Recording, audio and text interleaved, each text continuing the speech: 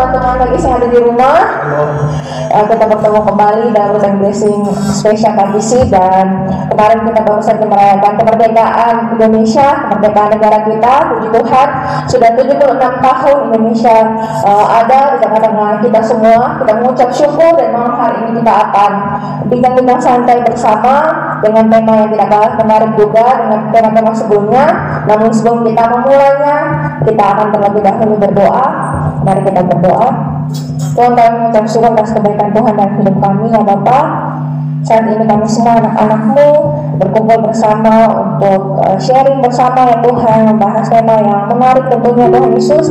Kami percaya Engkau ada bersama-sama dengan kami, menolong setiap kami, Tuhan, dan Engkau hadir bersama-sama dengan kami untuk menyertai Weekend Blessing malam hari ini dari awal hingga akhirnya, ya Bapak. Berkati teman-teman kami yang menyaksikan Weekend Blessing ini, Tuhan, dimanapun mereka berada, Engkau Tuhan yang turunkan tangan dalam setiap kelompok yang mereka hadapi, Bapak. Terima kasih banyak Tuhan Yesus. Dalam nama Tuhan Yesus kami berdoa. Haleluya. Amin.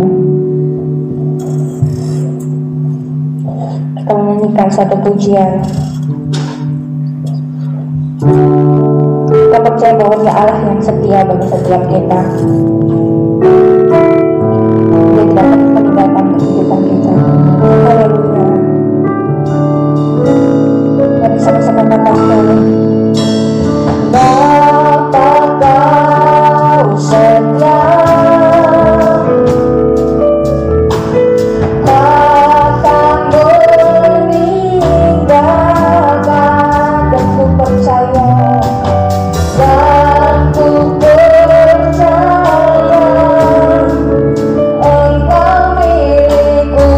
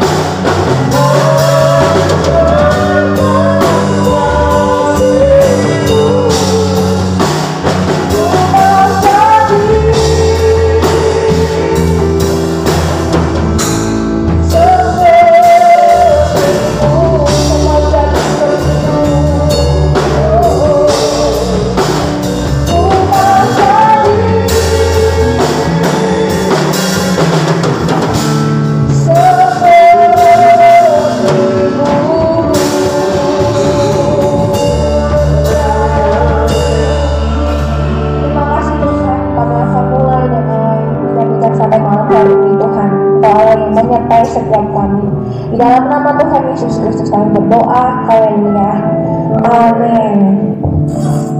Shalom teman-teman KGC yang ada di rumah dan dimanapun teman-teman berada. Shalom teman-teman KGC yang ada di tempat ini. Shalom Bapak Pendeta Yunus. Shalom Nenek. Apa kabarnya semuanya? Puji Tuhan baik.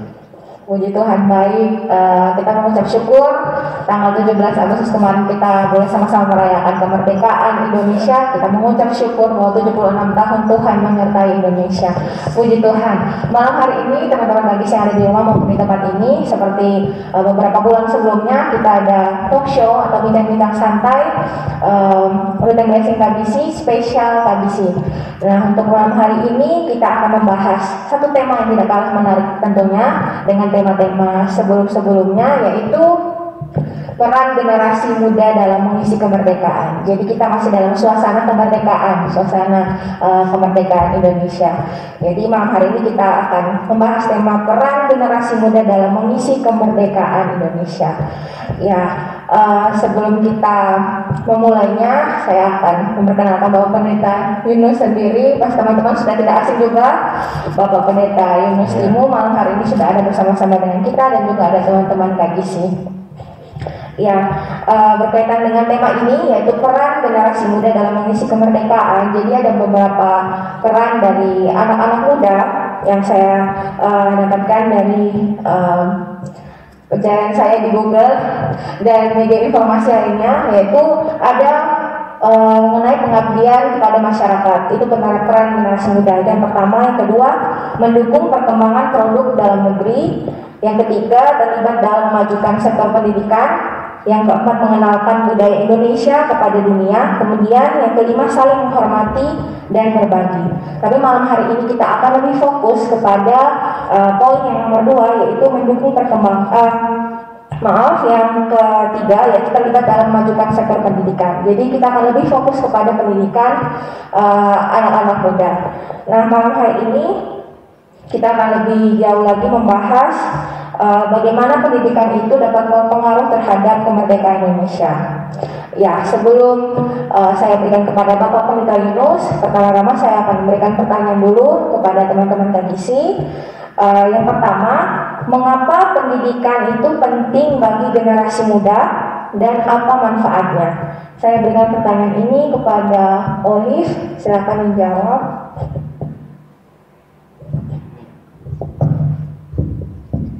Ya, pendidikan sangat penting bagi generasi muda karena dapat mencerdaskan dan mengembangkan potensi yang ada dalam diri.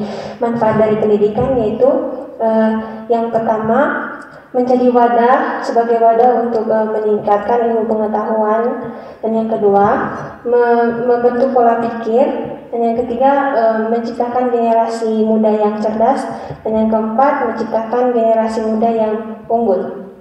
Ya, terima kasih untuk Olive atas jawabannya. Tadi Olive sudah menjawab juga mengapa pendidikan penting bagi generasi muda, dan juga Olive juga sudah menyampaikan apa manfaatnya.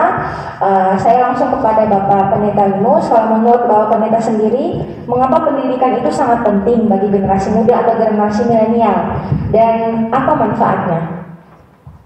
Baik, shalom semua anak-anak muda, generasi milenial dimanapun berada, anak-anak KGC khususnya. Malam ini kita ada di bincang-bincang seputar Hari Kemerdekaan, seperti itu. Nah, kalau kita ingat tema HUT Kemerdekaan Indonesia yang ke-76, siapa yang tahu? Indonesia teguh, Indonesia tangguh, betul ya? Indonesia teguh, Indonesia tangguh. Nah, untuk mencapai tema ini, Indonesia teguh, Indonesia tangguh, tentu Indonesia tangguh, Indonesia tumbuh. Jadi Indonesia tangguh, kuat, dan Indonesia bertumbuh. Nah, dari tema ini tentu kita lihat peran generasi muda khususnya di dunia pendidikan. Saya pikir bahwa yang pertama, untuk supaya menjadi Indonesia yang tangguh dan Indonesia yang tumbuh, maka kita perlu generasi yang smart, generasi yang pintar. Kenapa mesti kita butuh generasi yang pintar? Karena sekian puluh persen penduduk Indonesia itu adalah generasi muda atau generasi milenial, sehingga mau tidak mau, suka tidak suka, kita mesti push, dorong semua generasi muda mesti menjadi generasi yang tadi oleh bilang generasi yang cerdas, generasi yang tangguh, generasi yang kuat. Itu sumber terbesarnya adalah dia mesti masuk di dalam lingkup dunia pendidikan, baik secara formal maupun secara informal. Oleh karena itu, kita mesti sadar bahwa generasi muda ini adalah garda terdepan daripada pembangunan bangsa.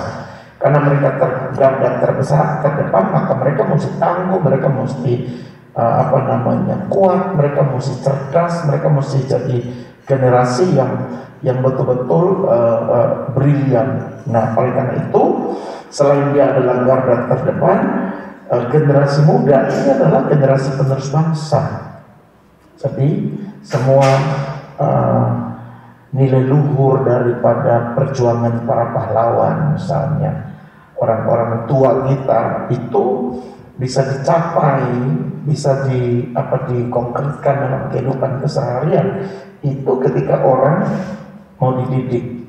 Kan bicara tentang mengapa pendidikan penting, itu bicara tentang ajaran, bicara tentang didikan yang membuat mereka memiliki kehidupan yang berkualitas, baik itu secara moral, baik itu secara mental, dia menjadi manusia yang berkualitas. Artinya generasi muda, anak-anak muda itu menjadi sumber daya manusia yang berkualitas. Nah, untuk jadi generasi muda yang berkualitas, sumber daya manusia yang berkualitas, maka salah satu poin penting yang tidak boleh diabaikan adalah dia mesti menjadi orang yang terdidik, terlatih, punya mentalitas yang bagus, sehingga bisa disandingkan dengan generasi muda dari negeri manapun. Kenapa?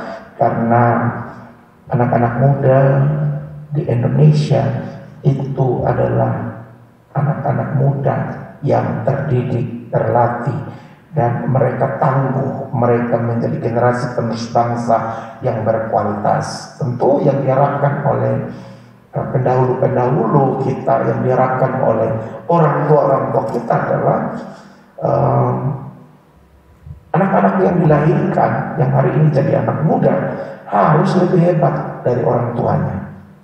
Misalnya kalau orang tuanya cuma lulus SMA, maka dia harus paling tidak dia sarjana S1.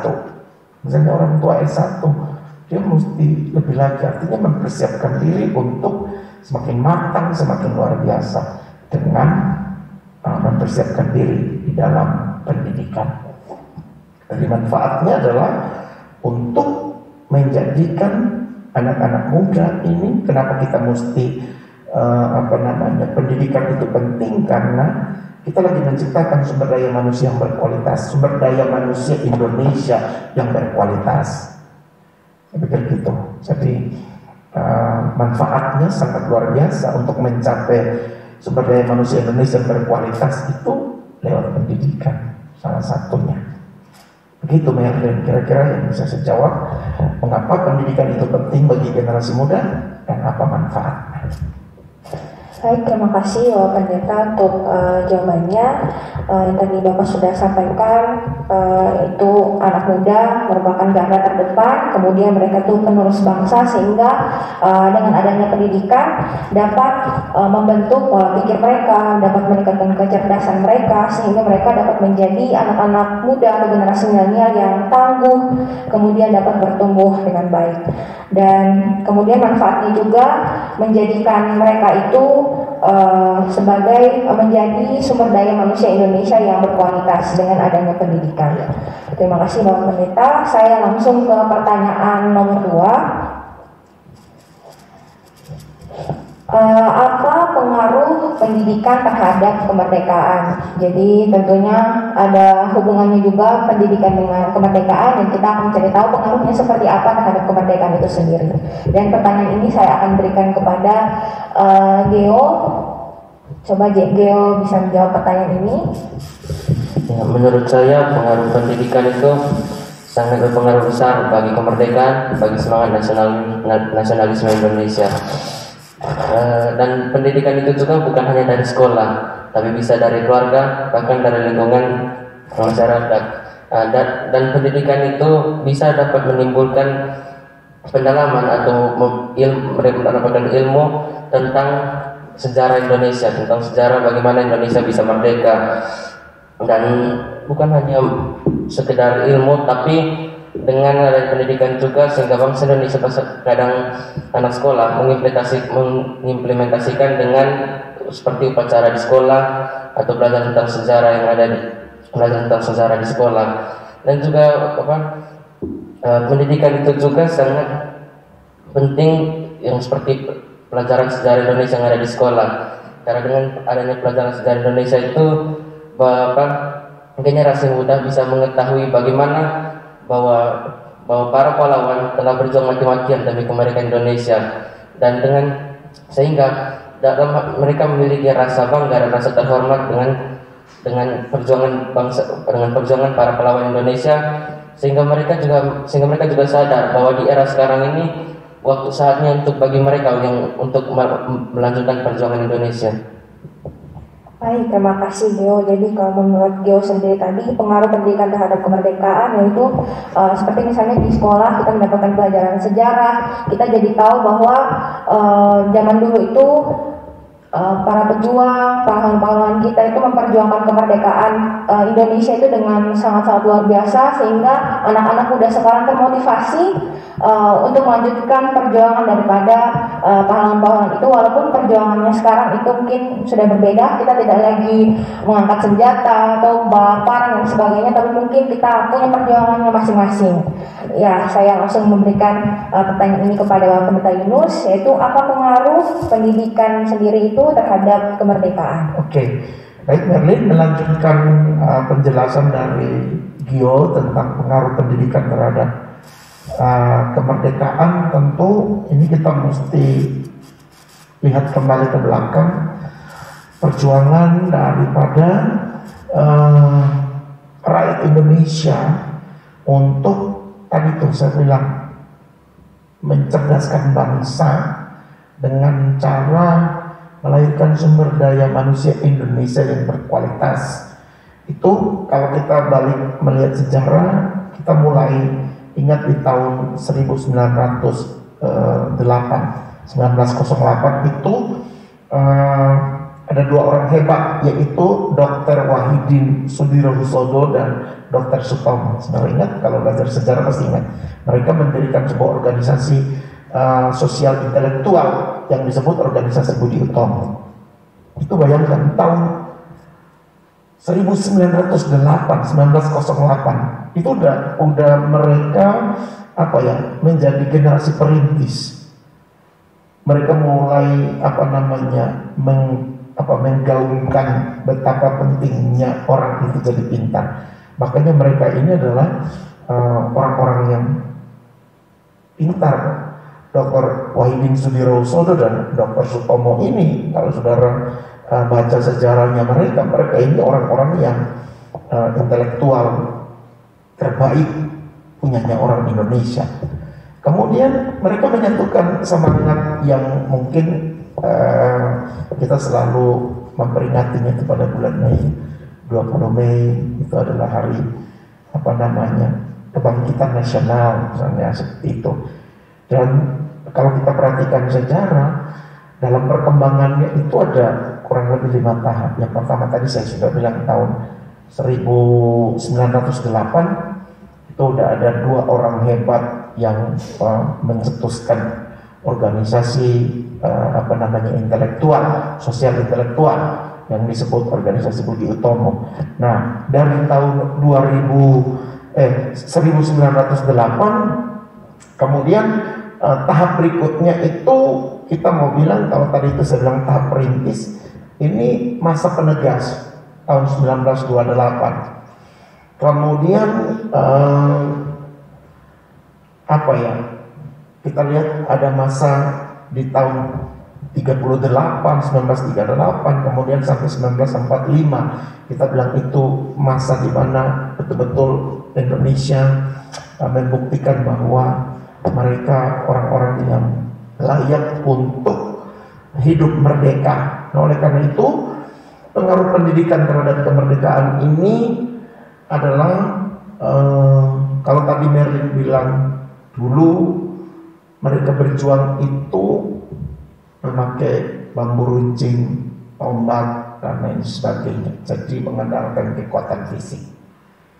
Sekarang kita berjuang pengaruh kemerdekaan itu, artinya kita melihat bahwa hari ini di era kita yang penuh dengan kemajuan ini, kita mungkin tidak berperang dengan mengangkat senjata, tapi lebih dengan kita mengupgrade diri kita sebagai anak-anak muda yang kita bilang sekarang mengisi kemerdekaan itu dengan karya-karya orang-orang muda, ya kan? Kalian tidak digiring untuk harus jadi PNS saja misalnya, tapi dengan kalian punya karya, keterampilan, kecerdasan yang kalian dapat anak-anak muda, karena lewat dunia pendidikan itu akan terimplementasi di dalam kehidupan keseharian. Misalnya kalian masuk ke dunia entrepreneurship misalnya, tidak lagi mengharapkan pekerjaan yang disediakan oleh pemerintah, tapi kita menciptakan lapangan kerja misalnya. Kita mengkaryakan semua keahlian kita, potensi kita untuk membuktikan kepada dunia bahwa sekarang kita tidak perlu lagi pakai produk luar negeri misalnya, karena anak negeri udah bisa menciptakan produknya sendiri. Itu kan salah satu contoh kita mengisi kemerdekaan itu atau pengaruh kemerdekaan itu kan ke dalam dunia pendidikan. Dalam pendidikan itu kita menjadi hebat. Demikian Merlin. Baik, terima kasih Bapak Pendeta Yunus untuk penjelasannya yang sudah sangat lengkap sekali. Bapak Pendeta juga sudah menjabarkan bagaimana sejarah di tahun 1908 saat dibangunnya organisasi Budi Utomo, dan beberapa hal yang sudah Bapak Pendeta sampaikan. Saya langsung ke pertanyaan berikutnya. Jadi kalau kita tahu ada tentang peran generasi muda, yaitu khususnya di pendidikan, kita juga akan menghubungkan ini dengan tokoh Alkitab. Jadi kita mau mencari tahu apakah mungkin ada tokoh Alkitab yang dapat kita tiru ketaatannya terhadap pendidikan. Nah, saya akan memberikan pertanyaan kepada teman-teman Kadisi, kepada Liva. Saya akan memberikan pertanyaan, yaitu adakah tokoh Alkitab yang dapat ditiru ketaatannya terhadap pendidikan? Ya, terima kasih Kak Merlin. Kalau menurut saya sendiri sih, satu tokoh ini cukup menarik di Perjanjian Lama, yaitu tokoh Samuel. Kenapa Samuel? Karena melihat rekam jejak kehidupan dia ini, Samuel ini dari kecil dia hidup bersama Nabi Eli. Nah, kita lihat kalau hidup bersama Nabi Eli, seorang imam itu pasti anak tersebut akan dilatih untuk bertanggung jawab, akan dilatih untuk menjadi orang yang terdidik. Nah, buktinya apa? Buktinya saat Samuel besar, kita lihat saat Samuel besar ini, dia diizinkan untuk mengambil 2 gelar. Yang pertama itu dia menjadi seorang nabi, yang kedua juga dia menjadi seorang hakim. Nah, 2 hal ini menurut saya akan 2 gelar tersut akan jatuh kepada orang yang mau diproses, bukan kepada orang yang mentalitas malas-malas saja gitu. Pastinya orang Samuel ini dia pastinya diproses, ada air mata yang dikeluarkan juga. Jadi kalau mau bilang tokoh yang menginspirasi, kalau menurut saya sih Samuel, karena kita sudah lihat rekam jejak kehidupan dia dan juga bagaimana cara dia mendapatkan 2 gelar tersebut. Itu bukan hal yang biasa-biasa, tetapi itu hal yang luar biasa yang justru itu bisa memotivasi orang lain. Karena apa? Kita lihat menjadi seorang hakim maupun imam itu harus punya pengetahuan yang cukup, bahkan lebih. Karena apa? Imam dia akan dipandang pada zaman dulu ya, mungkin dia akan dipandang sebagai orang nomor 1 atau tangan kanannya Tuhan. Jadi dia harus punya pengetahuan lebih, punya tanggung jawab yang besar. Nah, kalau menjadi hakim, dia harus belajar tentang hukum-hukum Taurat, ataupun belajar tentang buku-buku yang berkaitan dengan hukum. Nah, bagaimana cara pemetaan untuk menelaah sebuah masalah, itu tuh harus orang yang berlogika, harus orang yang pandai, harus orang yang cerdas, dan tentunya orang yang adil untuk masalah tersebut. Nah, itu menurut saya tokoh Alkitab yang menginspirasi. Baik, terima kasih Liva. Jadi untuk Liva sendiri, Liva memilih tokoh Samuel yang dapat ditiru, bagaimana dia mau dididik, mau belajar, dan mau berada di bawah aturan, dan dia menaatinya. Dan ini saya langsung memberikan kepada Bapak Pendeta Yunus. Kalau menurut Bapak Pendeta sendiri, di dalam Alkitab itu tokoh mana yang dapat kita tiru kehidupan pendidikannya? Oke, melanjutkan penjelasan dari Liva tadi tentang tokoh Alkitab yang dapat kita tiru atau dapat ditiru dari sisi pendidikannya. Sebenarnya kalau kita lihat tiap-tiap tokoh yang dimunculkan di dalam Alkitab, itu nabi, raja, ataupun imam. Jadi ada nabi, ada raja, ada imam. Mereka bisa memangku jabatan ini karena yang pertama Tuhan pilih tentunya. Tapi kalau Tuhan pilih itu, Tuhan tidak pilih kaleng kosong. Jadi anak muda bilang, itu dia bukan pemimpin kaleng-kaleng. Artinya kaleng kosong, tapi itu kaleng itu berisi gitu. Jadi semua nabi, semua imam, semua raja yang tetap, semua rasul-rasul, itu mereka orang-orang yang bukan cuma karena Tuhan pilih, tapi mereka udah punya sesuatu di dalam dirinya, dan apa yang ada di dalam diri mereka itu yang Tuhan pakai. Bisa tangkap ya. Jadi contoh misalnya Musa, atau lebih tarik ke belakang lagi ada Abraham, Ishak, dan Yakub, ya kan? Ada Abraham, Ishak, dan Yakub. Nanti dari Yakub baru datang ke Yusuf. Nah, kita perhatikan bahwa Abraham melatih Ishak, itu kan generasi mudanya dia. Kemudian Ishak melatih Yakub, mungkin harusnya dengan Esau ya. Nah, itu membuat mereka menjadi orang-orang yang luar biasa. Gitu. Abraham, Ishak, Yakub.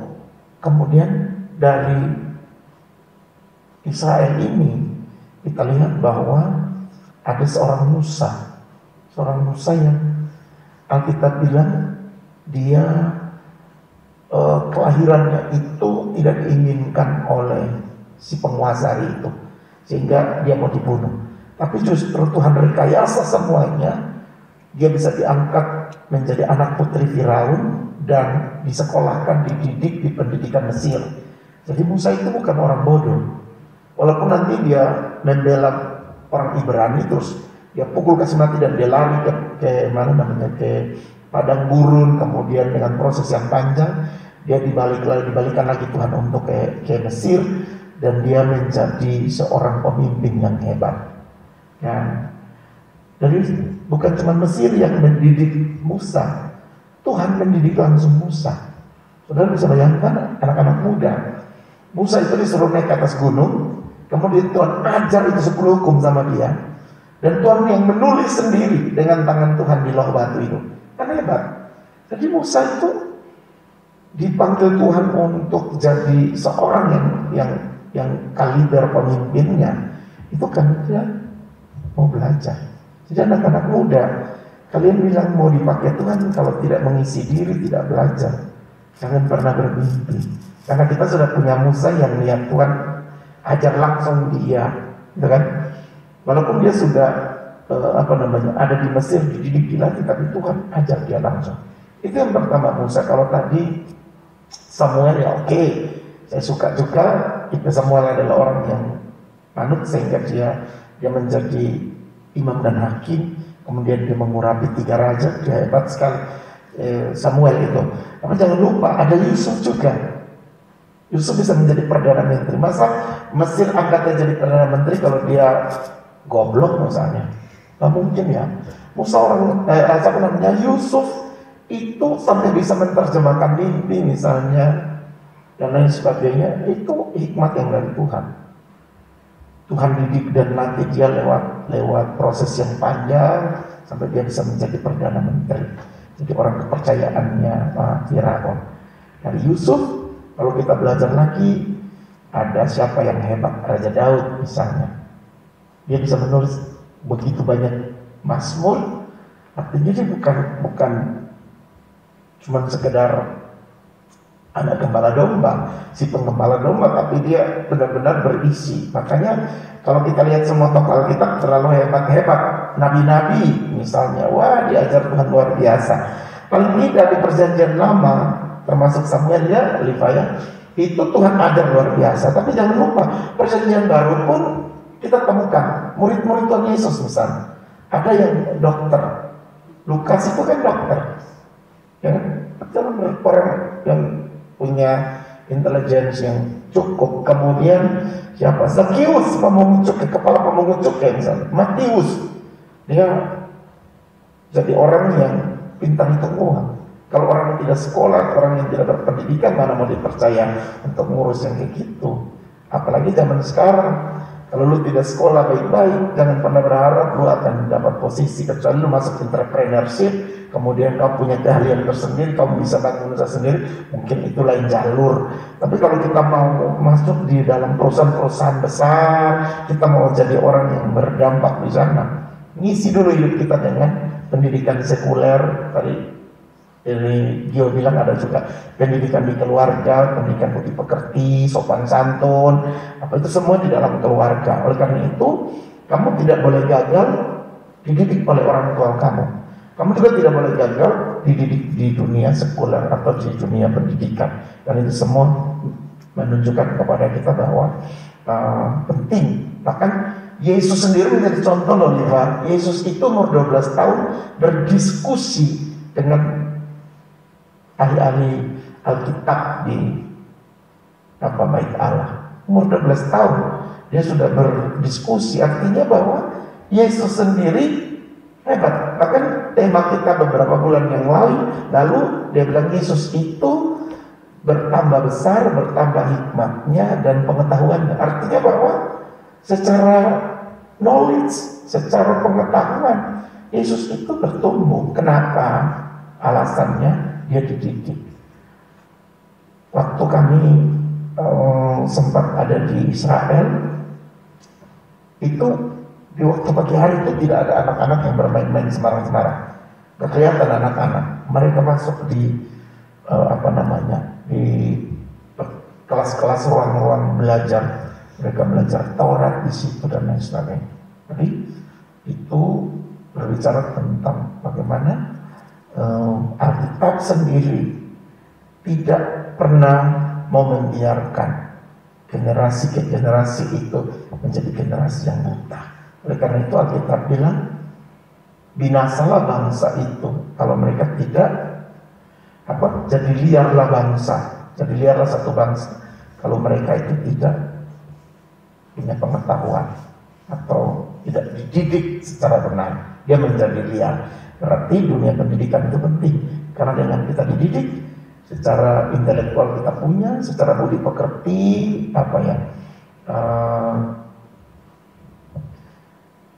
manusia dalam kita terbentuk, apalagi anak-anak muda yang cinta Tuhan, wow, akan menjadi luar biasa. Jadi saya pikir itu tokoh-tokoh Alkitab hampir semuanya imam, raja, nabi, rasul, mereka adalah orang-orang yang mengupgrade diri untuk supaya siap dipakai Tuhan. Jadi misalnya gini, Kyo bilang saya mau jadi hamba Tuhan keliling dunia, tapi dia cuma tahu bahasa Manggarai dan bahasa Indonesia saja. Tanpa dia mempersiapkan diri belajar bahasa Inggris kan susah. Sampai di sana tahu ngak-ngok tidak bisa berbicara dengan baik. Jadi mari lihat, Alkitab punya begitu banyak contoh daripada orang-orang yang ditulis di dalam Alkitab itu, semua orang-orang yang terdidik secara intelijen. Itulah yang bisa saya jawab untuk pertanyaan tokoh-tokoh yang dapat kita tiru di Alkitab. Baik, terima kasih Bapak Pendeta Yunus, tadi sudah banyak menyampaikan juga dan memberikan contoh. Ada banyak sekali tokoh-tokoh di dalam Alkitab yang memang hidupnya terdidik dan mau belajar, juga mereka mau dididik. Ini saya langsung ke pertanyaan yang terakhir. Pertanyaan ini juga cukup penting juga untuk teman-teman KGIS yang ada di rumah maupun teman-teman yang menyaksikan ini. Mungkin ada teman-teman yang kurang termotivasi untuk belajar atau untuk menempuh pendidikan. Jadi mungkin ada tips-tips dari Bapak Pendeta Yunus bagi generasi muda atau milenial agar tetap semangat belajar dan menempuh pendidikan. Oke, tips bagi generasi muda agar tetap belajar dan mau menempuh pendidikan. Saya mulai dari mana nih? Saya angkat satu pepatah kuno bilang gini, kejarlah ilmu sampai ke negeri Cina. Karena orang kejar ilmu Amerika, Swiss, Belanda, mana-mana. Artinya bahwa kejarlah ilmu sampai negeri Cina, artinya negeri Cina yang paling jauh sekali di dalam kehidupan orang-orang kuno dulu. Sehingga mereka bilang belajar sampai di negeri Cina, artinya bahwa jangan berhenti. Mau umur berapapun kita harus terus belajar, apalagi muda-muda harusnya lebih smart, lebih menguasai teknologi, lebih menguasai IT, lebih menguasai banyak segmen di kehidupan ini, sehingga itu menjadi sesuatu yang bekal gitu. Soalnya hari ini ketika kita masuk di dunia yang begitu terbuka, kita akan bertemu dengan bukan cuma orang Kristen, tapi dari semua golongan, ras, bangsa, suku. Kita akan berkompetisi di sana untuk merebut semua peluang-peluang yang ada. Sehingga tips dari saya adalah bahwa jangan berhenti belajar, jangan berhenti mencari tahu. Kalau kalian ingat ikut khotbah saya hari Minggu, yaitu tanda kedewasaan itu adalah dia merasa diri belum sempurna. Karena dia belum sempurna, langkah kedua adalah dia mesti jadi pembelajar sejati. Pembelajar sejati itu artinya belajar apa saja, cari tahu, kenal, garap, sehingga itu menjadi sesuatu yang luar biasa. Dulu, kalau ada laki-laki yang masak di dapur, maka dia jadi bahan bulian, ya kan? Tapi sekarang ada banyak master chef itu laki-laki. Ada banyak orang ambil jurusan tata boga itu laki-laki, ya kan? Dunia kuliner itu adalah dunianya ibu-ibu dan para wanita, tidak kan? Dunia sudah berubah. Laki-laki bisa jadi pribadi generasi muda yang punya uang banyak karena dia bisa menyajikan resep-resep makanan yang enak-enak misalnya. Dia dibayar sama hotel-hotel mahal, sama perusahaan-perusahaan besar untuk bekerja di sana. Jadi ini sih semuanya yang bisa kita lakukan. Dulu kan yang bisa pegang senjata, masuk tentara, polisi itu kan identik orang laki, betul kan? Yang kerja bengkel, yang masuk sekolah STM itu kan laki-laki semua. Sekarang ada perempuan juga bisa jadi pilot, perempuan juga bisa nyetir tronton besar, apalagi banyak. Jadi dunia hari ini adalah dunia yang terbuka untuk kita mesti belajar semua, sehingga tips jangan berhenti belajar. Kemudian Alkitab juga bilang, kalau kita berhenti belajar, kita berhenti hidup. Sebab Alkitab bilang permulaan hikmat itu adalah takut akan Tuhan. Jadi mau jadi orang yang cerdas, yang punya isi kepalanya itu berbobot, maka dimulai dengan takut akan Tuhan. Jadi juga percuma kalau kita sekolah tapi tidak melatih hati kita untuk takut akan Tuhan atau beriman sama Tuhan. Jadi dua tips ini mesti dimiliki. Yang pertama, belajar sungguh-sungguh, jangan berhenti belajar. Yang kedua, bangun iman dan cinta serta takut akan Tuhan. Kalau dua ini ada di dalam kita, maka kamu orang yang dicari Tuhan untuk dia percayakan semua yang bisa dapat dia lakukan. Baik rekan-rekan, anak-anakku, anggota KGC, Youth Generation dimanapun ada, ini demikian bincang-bincang kami tentang peran anak muda di dalam mengisi kemerdekaan. Saya percaya siapapun engkau, dan jika engkau tahu engkau anak muda atau berjiwa muda, isilah hidupmu dengan semua yang berguna, sebab itu yang akan menjadi bekal bagimu. Kemudian belajar untuk takut Tuhan sungguh-sungguh, cinta Tuhan sungguh-sungguh, melayani Tuhan sungguh-sungguh, bangun hidup mudamu di dalam Tuhan. Semua tokoh-tokoh Alkitab itu bicara mereka yang masih muda. Daud muka masih kemerah-merahan, artinya masih remaja-remaja, dia sudah membunuh Goliat sebab Tuhan ada di dalam dia. Artinya dia betul-betul jadi pribadi yang tangguh karena dia Tuhan ada di dalam hidupnya. Belajar takut akan Tuhan supaya engkau menjadi orang yang berhikmat di dalam Tuhan. Oke, kita akan selesai dengan ini pertemuan di malam ini dengan sama-sama kita berdoa. Mari kita berdoa.